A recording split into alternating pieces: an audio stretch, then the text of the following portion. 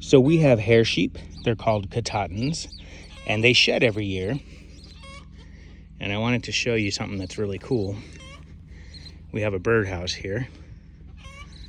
And if you look around the birdhouse, all of that white stuff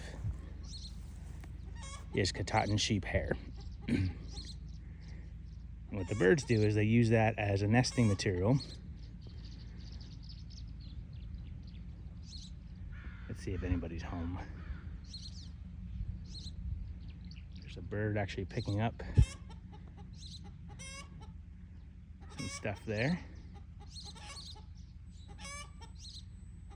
Anyway, it's kind of a cool thing for Katahdin sheep that their fur or hair doesn't go to waste. Of course, right now it's all over the place, but the birds will pick it up and they'll take it back to their nest.